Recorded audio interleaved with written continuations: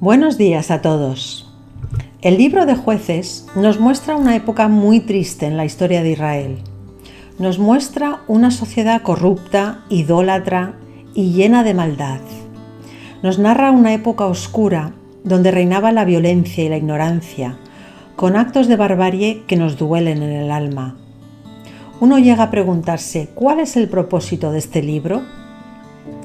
En parte nos cuenta algo de la historia del pueblo de Israel, pero su propósito principal es mostrarnos lo bajo que podemos caer cuando nos alejamos de Dios. Caemos en la anarquía moral y espiritual, y esto es precisamente lo que le pasó al pueblo de Israel.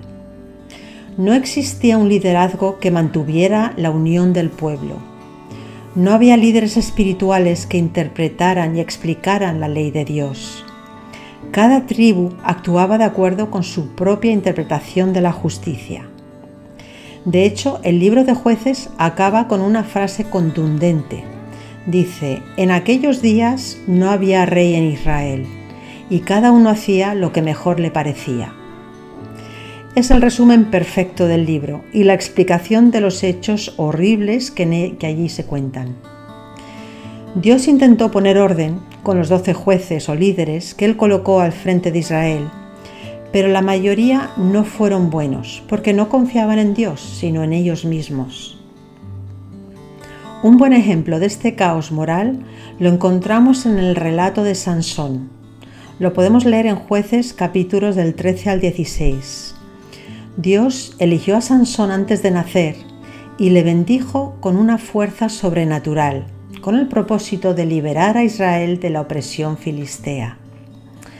Sin embargo, en lugar de reconocer su fuerza como un regalo de Dios, Sansón a menudo presumía de sus habilidades y utilizaba esa fuerza para sus propios caprichos. Sansón era impulsivo y orgulloso.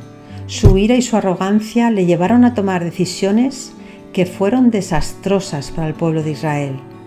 Buscó la venganza contra los filisteos varias veces, y no fue por dirección divina, sino por motivaciones personales y egoístas. Todos estos actos solo lograron empeorar el conflicto entre las dos naciones y aumentaron el sufrimiento del pueblo de Israel. Pero a pesar de los numerosos errores y fallas morales de Sansón, su historia nos da esperanza.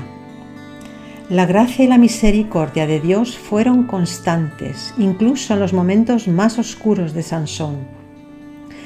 Dios continuó usándolo como instrumento a pesar de su infidelidad y logró provocar la caída de los filisteos y librar a Israel de su opresión. Al final de su historia, vemos cómo Sansón ora a Dios pidiéndole fuerzas por última vez para derribar el templo de Dagón. El templo se cae y él muere, al igual que un gran número de filisteos. Y con este acto final de sacrificio, Sansón manifiesta su arrepentimiento y nos demuestra cómo el gran poder de Dios puede redimir incluso a los individuos más imperfectos.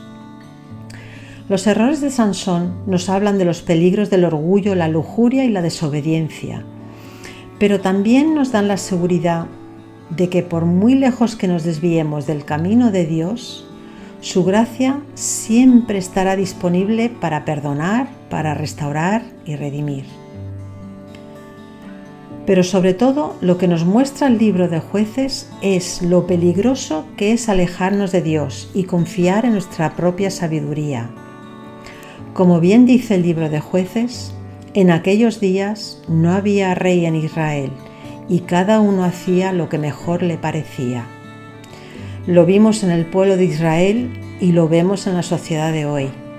Cuando no ponemos a Dios y su palabra como rey y autoridad en nuestra vida, acabamos haciendo lo que nos parece bien según nuestro propio criterio. Como también dice Proverbios 3:5, aunque con otras palabras, confía en el Señor con todo tu corazón, no dependas de tu propio entendimiento. Bendiciones, hermanos, y hasta pronto.